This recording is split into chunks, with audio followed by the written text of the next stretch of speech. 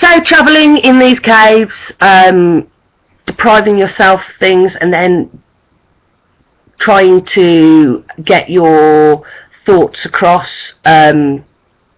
through painting, like these scenes that you see every day today. I'm off Facebook now because I turn into a Facebook stalker, and it's not good. So a friend of mine on Christmas was looking at Facebook on her pad, on her like netbook or whatever she's got. It was a Christmas present. So oh, sorry, my neck's hurting. So yeah, she was looking at Facebook, and I sat there and I was getting irate, and it's like, I don't want to get irate because there's no point being irate. Nothing good comes from it. And I can't be irate at her for looking at Facebook, because for a long time Facebook supported me. It was a way of venting my spleen. It was a way of finding nice guys. It was something that I needed at the time. So I would never judge anyone, but literally, it was like, it angered me.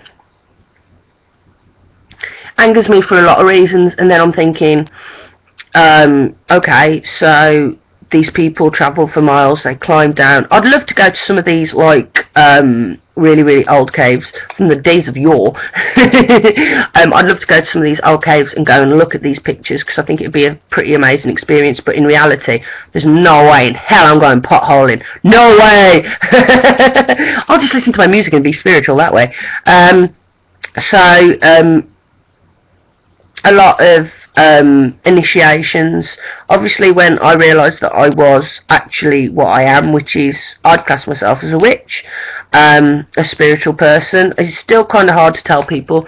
I've told the important people in my life. There are certain people in my life that I don't need to tell because they already know.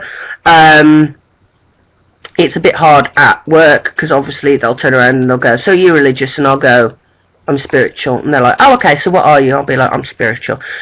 Obviously, because I don't want to say witch, because the media, they'd think I was some kind of voodoo freak, and I'm not. I believe in karma. I believe that the better energy that I put out there, I will reap it back. But then I don't put good energy out there to get something back. It's just, you catch more flies with honey than with shit. Not that I'm after catching flies. You see, you can argue the toss about everything.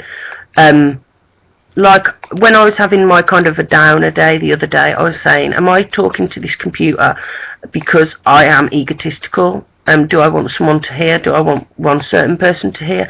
The answer to all these things are yes, but the fact is I'm still putting it out there, and I'm still thinking, and I'm still exercising my brain. Some people could argue that I'm exercising my mouth, but like we've already discussed, speech is impotence of speech. You cannot describe God, you cannot explain God, you cannot explain spirituality, you cannot reason with it. Myth and logos, it's not logical. Spirituality is not logical. Myths. I want to go back to myths because I think this is really interesting.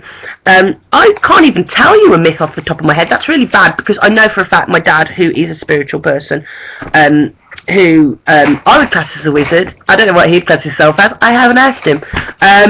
But basically, my dad would have told me myths all throughout my life. I know this for a fact, but I can't remember one off the top of my head to say to you. But basically, myths could be considered a primitive form of psychology. People enter the warren of their own minds to fight personal demons. So, a myth, you'll be told a myth, and magical things might happen in the myth, and it might be confusing to you, but then you start trying to rationalise why it happens how it happens, but the truth is you can't rationalise why it happens, because what's going to happen is going to happen. A myth shows us how to live more richly and intensely. So while our logical side is trying to explain why something had happened, our spiritual side says, well, it's just happened, we can't fight with it. And people do this all the time. but they don't realise that it is actually spirituality. When a friend goes to a job interview and she's prepared and she knows what they're going to ask, is she predicting the future because she knows what's going to be asked? No, it's because we know what society wants us to say. If you go for a job as a butcher, you know what kind of questions you're going to be asked. You're going to be asked about what experience you've had, why you want to do it, what you hope to come from. People know what's going to be asked of them. Does it mean you're a psychic? Maybe. So you go to an interview and you've prepared, and I turn around to you and I say good luck, and she goes, what'll happen will happen. That is spirituality. That is believing that if something doesn't happen, it happens for a reason. A myth tells us how to endure suffering of the flesh. Now, I think this is really interesting because I would say that I've not really ever experienced any kind of suffering of the flesh. I have had a lot of suffering, maybe, but it's not suffering because I've been separated from people I love. Separation is really important because you need to be separated from what you love in order to stand on your own 2 feet, in order to make your own decisions, in order to realise how much you love that person you've been separated from. Separation, part of initiation. I read another interesting book. I haven't got it here.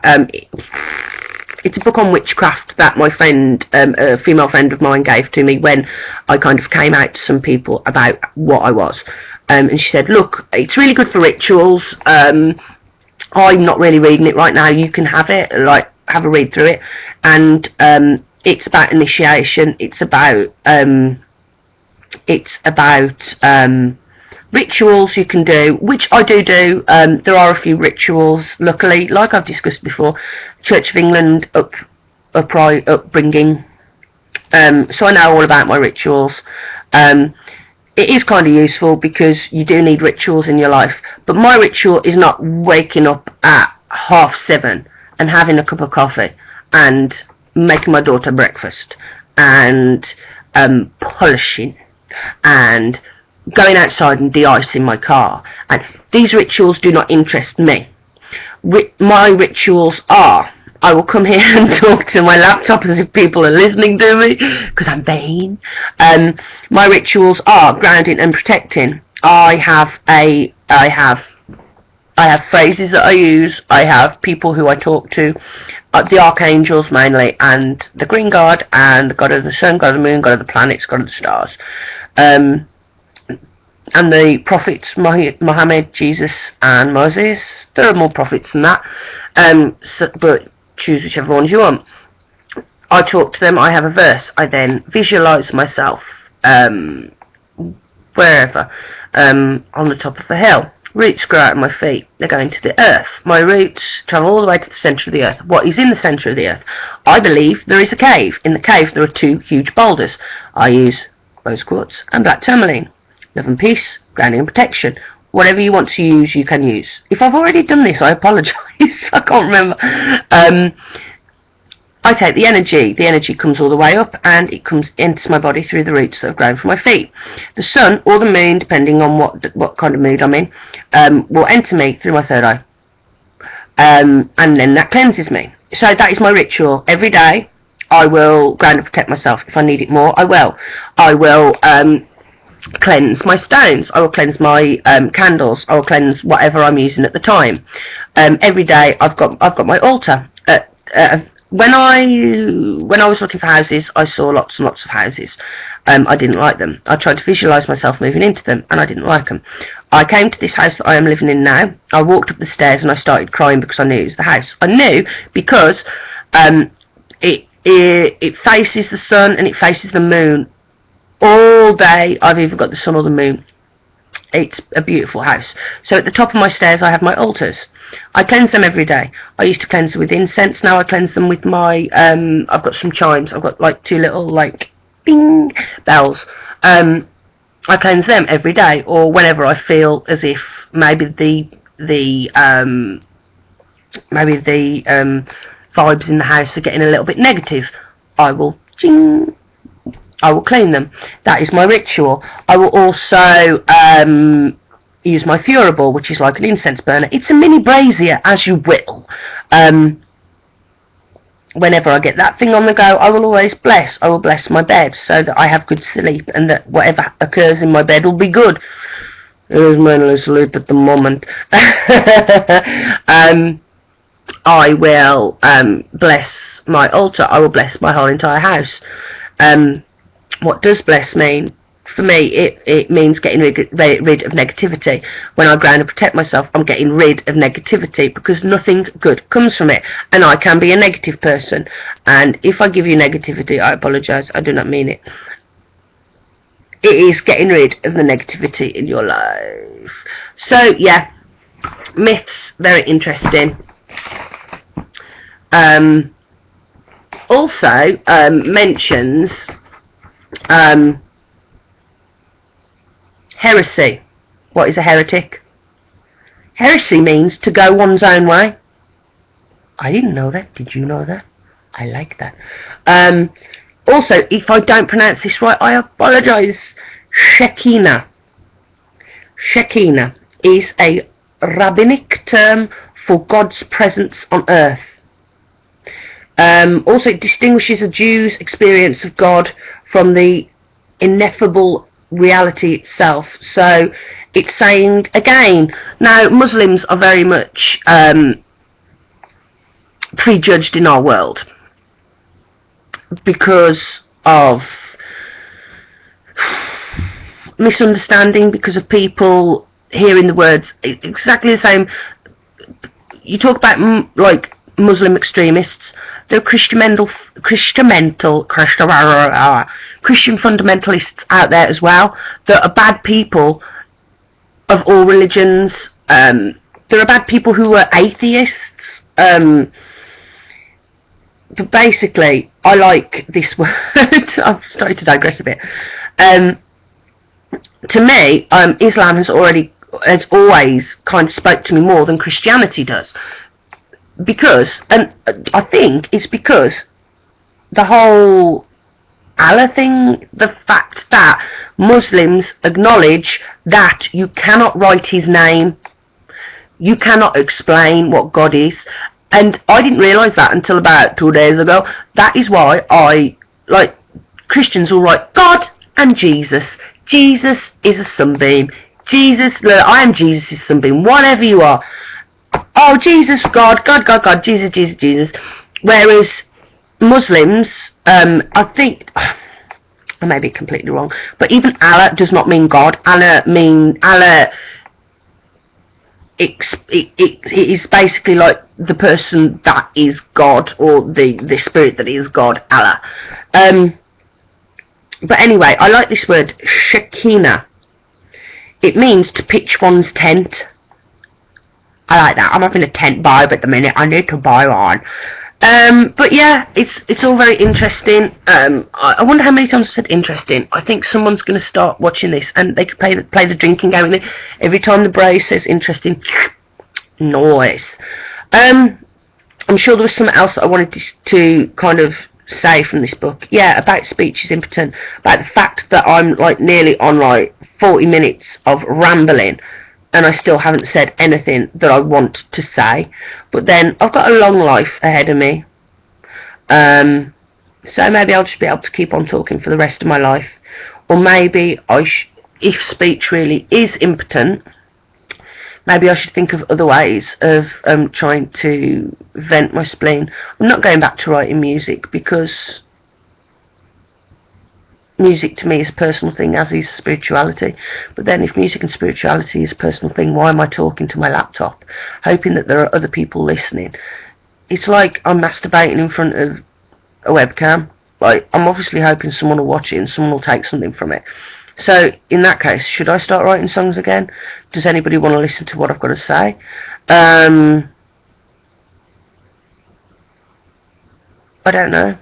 Did you feel Brahmin then? I felt it. No, I didn't. He. Is he a he? Is it a she? You can't explain it because it's not logical. Right. Speech is impotent. Done. done. I would like to say, I planted my Christmas tree in the garden. It was great. Boxing Day, I woke up, I was like, fuck this shit. Took all my decors down. Not that there was a massive amount of decorations out. Took all my decors down, put them wherever, and I planted my Christmas tree. I brought it because it had roots on it. I got it out of its little pot, and oh Jesus Christ, the roots are so poor. Like he's barely got any, poor little thing. But I planted him. The day after I planted him, I went outside and he fell over because of the horrible, horrendous wind that has been knocking about. So I did a better job of planting him and putting him further in. I watered him, and he's gone from this kind of like dark green to this fantastic lime green. All his needles are gonna, and he's gone, and he looks fabulous. Yeah, he's called Sonic. My daughter named him. So yeah, my Christmas tree is looking good. I'm feeling really good. I was meant to be working tonight, but that's been cancelled. Ho hum. So I'm off now until after the New Year. New Year's Eve, I will be at home with my daughter. Feeling really good, albeit a bit cold. Speech is impotent. Read this book. I still haven't got past about the second chapter because I read it and I overanalyze it. I'm like, I really should just go and read it all and not even think about it, because then it'll kind of like sit in me and it'll digest, and then I'll be able to read it again, and then it'll go in and digest. But it's a really good book. I suggest you read it. I'm going to go because I want to listen to some Rammstein. Now, my next door neighbours kept me up last night chatting, and, well, they didn't keep me up, but my sleep was disturbed by them. Because they were all, so I'm thinking now, do I put on my Rammstein and do I blast it? But that would just be negative. So I've got my headphones. It's a hard life being me. I trust you're all well, and take it easy. Boy!